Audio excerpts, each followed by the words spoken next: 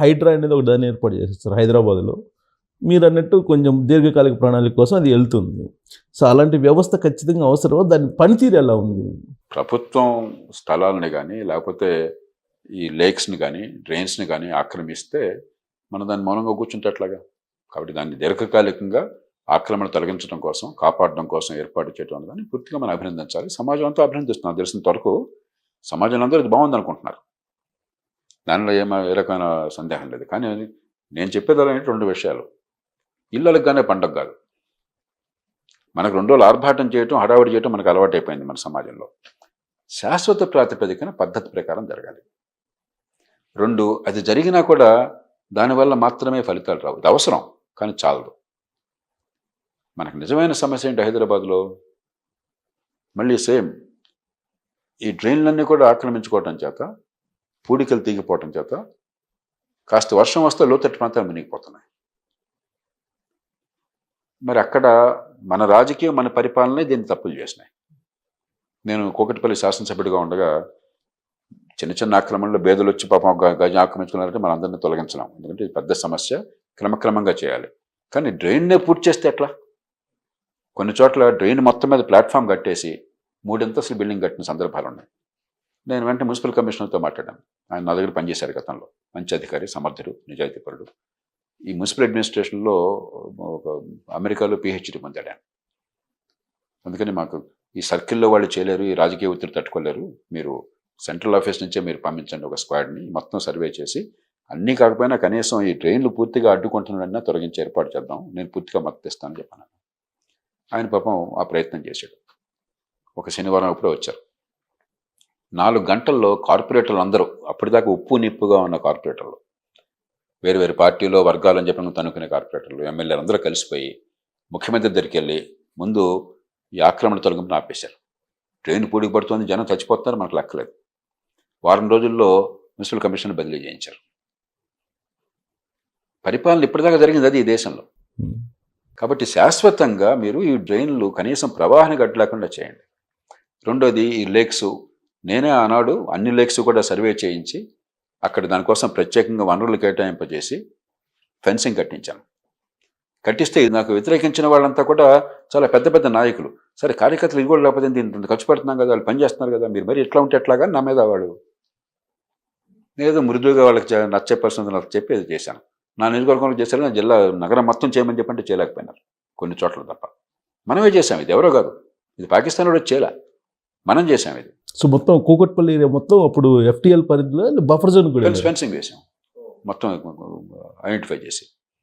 మూడోది 23 లక్షల ఇళ్ళు హైదరాబాద్లో ఉంటే, 23 లక్షల కుటుంబాలు ఉంటే మనకి సివరేజ్ కనెక్షన్, మలమూత్రాలు సజ్జనకి సివరేజ్ కనెక్షను 8 లక్షల ఇళ్లకు ఉన్నది.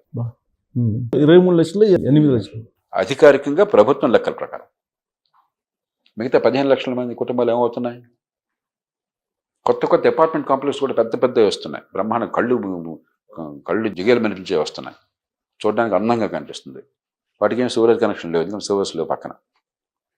సిటీ వాళ్ళు ఏమంటారు, మీరు అక్కడ STP పెట్టండి, సూవేజ్ ట్రీట్మెంట్ ప్లాంట్ పెట్టండి. వాడికి ఒక ప్లాంట్ పెడతాడు కాగితం మీద, సుతంగా పెడతారు, ఒక 10 లక్షలు 5 లక్షలు ఖర్చు పెడతారు, ఉంటుంది. దాన్ని ఆపరేట్ చేసిన వాడు అవ్వలేడు. వాళ్ళు ఏం చేస్తున్నారు, ఆ పైప్ తీసుకుని పక్కన లేక్ ఉంది, ఆ లేక్లో పైప్ పెట్టేస్తున్నారు. ఒకప్పుడు ఈ లేక్స్ అన్నీ కూడా మంచినీళ్ళ సరస్సులు, హుస్సేన్ సాగర్తో సహా 100 ఏళ్ల క్రితం. ఇప్పుడు ఇవన్నీ విషపూరితం అయిపోయినాయి. అదంతా కూకట్పల్లి నాలా నుంచి హుస్సేన్ సాగర్కి వెళ్ళిపోతుంది. హుస్సేన్ సాగర్లో ఎవరైనా పడిపోతే నేను ఎప్పుడు చెప్తుంటాను, మునిగిపోవటంలో ఎవడో చావాడు అక్కడ, ఆ విషం వల్ల చచ్చిపోతాడు. ఇవన్నీ మనం చేస్తున్నవి. అట్లాగే హైదరాబాద్ నగరంలో మరి లక్షల మంది ఇక్కడికి వస్తున్నారు. ఇప్పుడు మనకి తెలంగాణ కానీ మిగతా ఇంకో నగరం లేదు, అంతా ఇక్కడికే. ఏదన్నా పొట్ట చేత పట్టుకుని చిన్న చిన్న నైపుణ్యం ఉన్నవాళ్ళు. మరి వాళ్ళందరూ ఆక్రమణలు అనివార్యం, ఆక్రమణ మనం ప్రోత్సహిస్తున్నాం, తప్పదు కాబట్టి, బేదలు కాబట్టి అని చెప్పని. అంతేగాని వేరే చోటకి వెళ్ళి ఏర్పాట్లు ఎక్కడ చేద్దామా, అక్కడ మనం చిన్న చిన్న మ్యాగ్నెట్స్ క్రియేట్ చేద్దామా, చిన్న పట్టణాలు నిర్మాణం చేద్దామా, హైదరాబాద్ రావాల్సిన అవసరం లేకుండా చేద్దామా, ఆలోచన లేదు మనకి. పట్టణీకరణ మనకి కేవలం 35% ఉంది దేశంలో. రాబోయే పట్టణీకరణ చాలా ఎక్కువ ఉన్నది.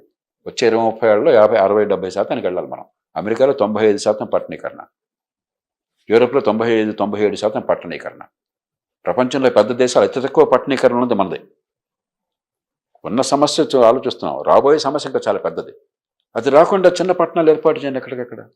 చిన్న నైపుణ్యంతో మరి నిరుపేదలు తక్కువ ఆదాయం కోసం హైదరాబాద్ రావాల్సిన అవసరం లేకుండా చేయండి. అలాగే విజయవాడ రాకుండా అవసరం చేయండి. వీటి మీద మనకి దృష్టి పెట్టకుండా ఏదో నల్లూరు ఆర్భాటం చేస్తాం. గతంలో ఒకసారి ప్లాస్టిక్ లాపేస్తాం, 2 రోజులు పెద్ద హడావుడి చేశారు, పబ్లిసిటీ ఇచ్చారు పేపర్లంతా. మేము కూడా సంతోషించాం, బాగుంది అనుకున్నాం. ఇళ్లల్లో మనం డ్రై వేస్ట్, వెట్ వేస్ట్ రకరకాలు పెట్టాం. తర్వాత అర్థమైంది వాడు మున్సిపల్ బండిలో ఈ మొత్తం కలిపేస్తున్నాడని చెప్పని. ఇక్కడ కూడా వేరు వేరు చేయడం మానేశారు. ఇది ఒకరోజు జరిగే పని కాదు, రోజు క్లీన్ చేస్తున్న విషయాలు ఇవన్నీ. సో హైడ్రాకి ప్రధాన సమస్య ఏంటంటే సార్, ఆల్రెడీ 15-20 సంవత్సరాల క్రితం అది ఎవరో వెంచర్ వేశారు, కట్టుకున్నారు, వేరే మామూలు వాళ్ళు మధ్యతరగతి వాళ్ళు కొనుక్కొని ఉంటున్నారు. ఇప్పుడు వాళ్ళు కూల్ చేస్తే ఎలాగూ అనేది ప్రశ్నిస్తున్నారు. అందుకనే మనం 2 రకాలుగా చూడాలి. ఒకటి, కేవలం చట్టం ఉల్లంఘించాలన్న మాత్రం చేత మనం కూలిస్తే పెద్దగా నష్టం లేనప్పుడు అది ప్రయారిటీ కాకూడదు. ఎక్కడైతే డ్రైన్లు అడ్డుకుంటున్నారో, ఎక్కడైతే లోతట్టు ప్రాంతాల్లో మునిగిపోయే అవకాశం ఉన్నదో అక్కడ వచ్చినా కూడా అక్రమమే కాకుండా రేపు యాక్చువల్ నష్టం జరిగే ప్రమాదం ఉందో అది ముందు ప్రయారిటీగా పెట్టండి. అంతేగాని గుడ్డెద్దు చేలో పడ్డట్టు చేస్తే కొంతకాలం పోయాక ప్రతిఘటన వస్తుంది, కోర్టులు అడ్డుకుంటే పని జరగదు. అదే ఇప్పుడు నేను చెప్పినట్టుగా ఆ డ్రైన్ ఆక్రమించిన ముడితోస్తు కడితే వాళ్ళకి ఎంత నష్టం కలిగినా కూడా ఎవరు కాదంటారు కదా. కాదని ఎట్లా అంటారు? రేపు నష్టం ఏమవుతుంది, నగరం ఏమైపోతుంది. కాబట్టి మీరు ఒక ప్రయారిటీ పెట్టండి, అన్నీ ఒకటే పెట్టకూడదు. గీత గీశాను, గీత దాటితే చంపేస్తానంటే చట్టం పనిచేయదు. కాగితం ఉండొచ్చు. మనకు అక్కడే అందులో మన పేద దేశంలో, ఇంత జనసాంద్రత ఉన్న దేశంలో, మరి నిరుపేదలు గ్రామాల నుంచి పట్టుతట్టు వస్తున్న దేశంలో మనం కొంచెం జడ్జిమెంట్ ఉపయోగించాలి. ఆ జడ్జిమెంట్ ఫెయిర్గా, ఆబ్జెక్టివ్గా, యూనిఫామ్గా ఉపయోగించాలి.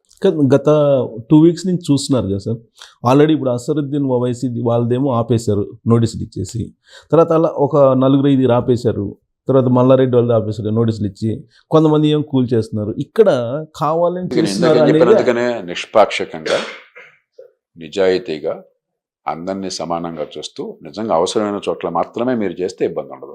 అలా కాకుండా గుడ్డెద్దు చెల్లబడ్డట్టు చేస్తే ఇవన్నీ నాకు తెలియవు మీరు చెప్పేదాకా, కానీ పెద్ద ఆశ్చర్యం కలిగించడం నాకు. మీరు అన్నట్టు అసలు దాన్ని ముందుకు పోయే పరిస్థితి లేదు కదా, ఇలా డిఫరెంట్గా వ్యవహరిస్తుంది. మరి దానికి ఒక దీర్ఘకాలిక వ్యూహం కావాలి, ఆచరణ సాధ్యమైన పద్ధతి కావాలి, ప్రజలను ఒప్పించగలగాలి. సో రీసెంట్గా రేవంత్ రెడ్డి ఏమంటారంటే అసలు రాబోయేటువంటి సిటీ ఫ్యూచర్ సిటీ ముచ్చర్లో ఉంది, ఇదంతా టెంపరీగా అరేంజ్ చేస్తున్నాము మునిగిపోకుండా అని అంటారు. దానికి ప్లానింగ్ కనపడుతుంది ఆయనలో. మరి ప్రభుత్వం ఆలోచిస్తుంది నాకు తెలియదు. నేను వివరాలు ఫ్యూచర్ సిటీ అంటున్నారు. వివరాలు చూపుడు నేను తొందరపడి మాట్లాడను. నేను ఇప్పుడు మూసీ నది తీసుకోండి. మూసీ నదికి దాదాపు 11,000 చదరపు కిలోమీటర్ల పరివాహక ప్రాంతం ఉన్నది. మనకి బుడమేరకి 1000-1100 ఉంటే ఇది 10 రెట్లు ఉంది మూసీ నదికి. 11,000 ఉంటే వర్షం బాగా పడితే 300 మిల్లీమీటర్లు. హైదరాబాద్లో కూడా బాగా పడింది వర్షం కొన్ని రోజులు. అలా మొత్తం పరివాహక ప్రాంతం అంతా పడితే 110 టీఎంసీ నీళ్ళు వస్తాయి. 110 టీఎంసీ నీళ్లు ఒక్క రోజులో తీసేయాలని చెప్పంటే 110 టీఎంసీలు దాదాపు 12 లక్షల క్యూసెక్ల నీళ్లు ప్రవాహం ఉంటుంది. అంటే మీకు కృష్ణానది మ్యాక్సిమం ఫ్లడ్ లెవెల్లో అన్నమాట మాట్లాడుతున్నాను. మూసీ అంతా ఇంత నది. 2000 ఇందులో ఇదే మాసం సెప్టెంబర్ మాసంలో 25వ తారీఖున మూసీలో పెద్ద వరద వచ్చింది. మూసీ మహా వెల్లు అంటే అది 4,20,000 క్యూసెక్ల ప్రవాహం వచ్చింది ఆ రోజు. హైదరాబాద్లో కొన్ని ప్రాంతాలు 25 అడుగులు నీళ్ళు వచ్చినాయి. కొన్ని వందల మందో కొన్ని వేల మందో చనిపోయినారు అప్పుడు. ఆ తర్వాతనే మూసీ అంత పెద్ద ప్రవాహం రాకుండా కోసం పైన ఆపడం కోసం చెప్పని మీకు ఉస్మాన్ సాగర్ కానీ హిమాయత్ సాగర్ కానీ ఆ తర్వాత వచ్చినాయి ఈ కారణంగానే. కాబట్టి దీర్ఘకాలంగా ఆలోచించకుండా ఏదో పైన మాట్లాడితే లాభం లేదు. కాంటూర్ సర్వే జరిగి తీరాలి హైదరాబాద్ నగరంలో. కాంటూర్ సర్వేతో నిమిత్తం లేకుండా టౌన్ ప్లానింగ్ చేస్తున్నారు. ఇప్పటికే చాలా ఉపద్రవం జరిగిందో జరిగిపోయింది. కాంటూర్ సర్వే జరిపి లోతట్టు ప్రాంతాల్లో ఉన్న వాళ్ళందరినీ ఒక్కరోజు కాకపోయినా కూడా కాలక్రమేణా అక్కడి నుంచి పునరావాసం కల్పించే ఏర్పాట్లు చేయటం, చిన్న పట్టణాలు ఏర్పాటు చేసి మహానగరానికి అందరూ పేదలు వచ్చి ఈ పాపం ఈ లోతట్టు ప్రాంతాలు ఉండే అవసరం లేకుండా చేయటం, ఈ రెండు కూడా అత్యంత కీలకమైనవి. దాంతోపాటు డ్రైనేజ్ వ్యవస్థను పూర్తిగా బాగు చేసి ప్రవాహం సరిగుండేట్టు చేయటం. కానీ మీరు ఏం చేసినా కూడా లోతట్టు ప్రాంతాల్లో నీళ్లు ఎప్పుడో ఒకప్పుడు వస్తాయి. 5 ఏళ్ళకోసారో 10 ఏళ్ళకోసారో అనివార్యంగా వస్తాయి. దాన్ని మీరు ఆపటం అసాధ్యం. ప్రకృతిని ఆపటం అసాధ్యం. ఒకరోజు తీసేయలేదు అంత. మూసీ నదిలో మీరు తలకిందులు తపస్సు చేసినా కూడా 12 లక్షల క్యూసెక్ల ప్రవాహం మీరు దాన్ని ప్రిపేర్ చేయలేరు. కాబట్టి గ్యారంటీగా ఏమవుతుంది, 300 మిల్లీమీటర్లు వర్షం పడితే ఆ నీళ్ళు తీయడానికి 4 రోజులు పడుతుంది. ఇది బాగా వరద వస్తే కూడా ఆ 4 రోజులు తట్టుకోవాలా. ఆ వరద నీళ్ళు ఎక్కడికి పోతాయి? నీరు పల్ల మెరుగు, పొలానికి వెళ్ళిపోతాయి, ఎక్కడ వెళ్ళిపోతాయి నీళ్ళు ఆపలేరా మీరు? కాబట్టి మీరు మనం కొంచెం పొలం చూస్తే గ్రామంలో ఉంటే మనకి నీళ్ళ సంగతి అర్థం అవుతుంది. నీళ్ళని మనం ఏదో నేను అడ్డుకుంటానంటే ఎట్లాగా? కానీ సరే ఈ మధ్యకాలంలో ఒకే చోట ఎక్కువ మోతాదులో తక్కువ టైంలో పడుతుంది వర్షం. ఇది క్లౌడ్ బరస్ట్ అనేది చెప్తున్నారు. ఇవన్నీ మన దేశంలో పెద్దానికి ఒక కుట్ర కుతంత్రం, విదేశీ కుట్ర ఇవన్నీ చెప్తుంటారు. మన వల్ల వర్షం రావట్లేదు, మన వల్ల వర్షం ఆగదు. మనకు తెలిసిందల్లా గతంతో పోలిస్తే వర్షపాతం పెరుగుతున్నట్టు కనిపిస్తోంది మొత్తం మీద. అలా అంటే ప్రతి సంవత్సరం పెరుగుతుంది కాదు, కానీ మొత్తం మీద వర్షపాతం పెరుగుతుంది. అది కూడా అసమంగా ఉంటుంది, అనీవెన్గా ఉంటుంది. కాబట్టి 2-3 రోజులు కొండపోత కురవచ్చు.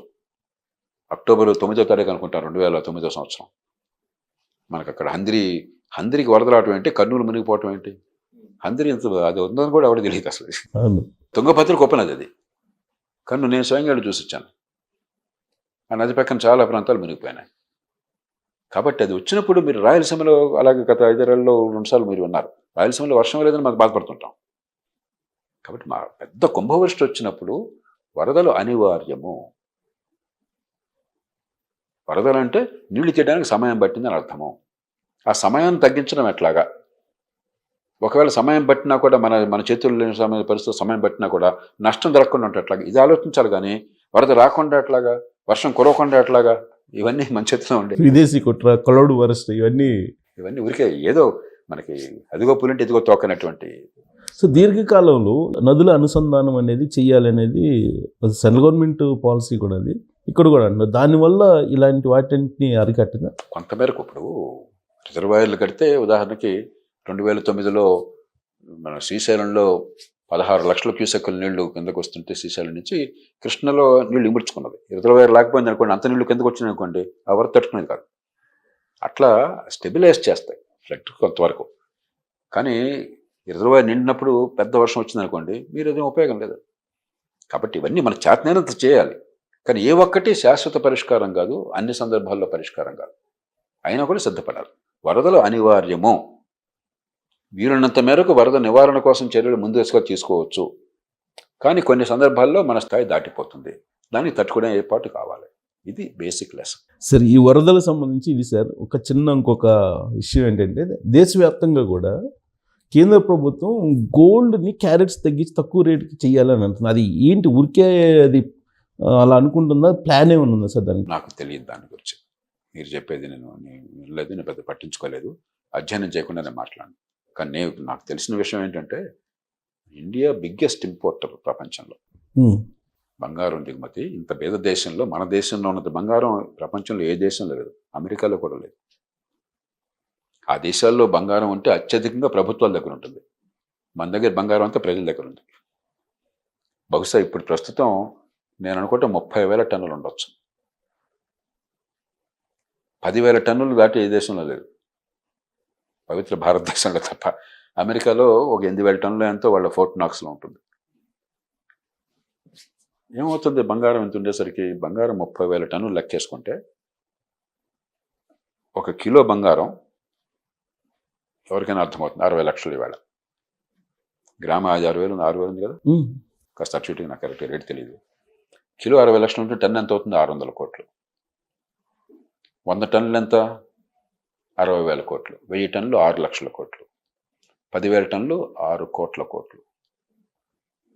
సారీ, 60 లక్షల కోట్లు. 10,000 టన్నులు 30,000 టన్నులు 2 కోట్ల కోట్లు. అంటే దేశ జాతీయ ఆదాయంలో సగం డబ్బు బంగారం రూపంలో పడింది. ఈ దేశానికి పెట్టుబడి చాలా అవసరం. రోడ్లు కావాలి, వరద నివారణ చర్యలు కావాలి, మరి ఆర్థికాభివృద్ధి కోసం మౌలిక సదుపాయాలు కావాలి, పరిశ్రమలు ప్రోత్సహించడం కోసం కొన్ని రాయితీలు ఇవ్వాలి, మంచి విద్య పెంచాలి, మంచి ఆరోగ్యాన్ని అందించాలి. అంత డబ్బేగా. పేదరికం అంటే డబ్బు లేకపోవటమే కదా. మరి 2 కోట్ల రూపాయలు ఎందుకు పని రాకుండా మూలుగుతుంది అక్కడ, ఉపయోగం లేదు. మన పెట్టుబడుల కోసం చెప్పిన అందరిని అర్థిస్తున్నాం, బాబా మా దేశంలో పెట్టుబడులు పెట్టండి మాకు వచ్చి. మనకి ప్రపంచంలో బిగ్గెస్ట్ ఇంపోర్టర్ మన బంగారం. 1000 టన్నులు సంవత్సరం, కొన్ని సందర్భాల్లో ఈ 1000 టన్నులు వస్తుంది సంవత్సరానికి. 1000 టన్నులు వస్తుందంటే 1000 × 600 కోట్లు, 6 లక్షల కోట్ల రూపాయలు దిగుమతి అవుతుంది. లేకపోతే 4 లక్షల కోట్లు అవుతుంది ఒక్కో సంవత్సరం పర్ ఇయర్. Per year. విదేశీ మార్గద్రవ్యం డాలర్లలో. మనకి పెట్రోల్ తర్వాత డీజిల్ తర్వాత బిగ్గెస్ట్ ఇంపోర్ట్ బంగారం. ఈ మధ్య మనం ఏం చేసాం, మంచి ఉద్దేశంతో యునైటెడ్ అరబ్ ఎమిరేట్స్ ఉంది, దుబాయ్, ఇవంతా, వాళ్ళతో ఫ్రీ ట్రేడ్ అగ్రిమెంట్ అనుకున్నాం. ఫ్రీ ట్రేడ్ బాగానే ఉంది, కానీ బంగారం యథేచ్ఛగా వచ్చేస్తుంది ఇప్పుడు, మరింతగా పూర్వం కంటే ఎక్కువగా. ఇప్పుడు మళ్ళీ మనవాళ్ళు కూర్చొని వాడతారు, బంగారం ఎక్కువ వస్తుంది, మళ్ళీ కొంచెం అమెండ్మెంట్స్ చేద్దాం దీనిలో అని కూర్చుంటున్నారు. ఒకసారి చూద్దాం అంటున్నారు వాళ్ళు.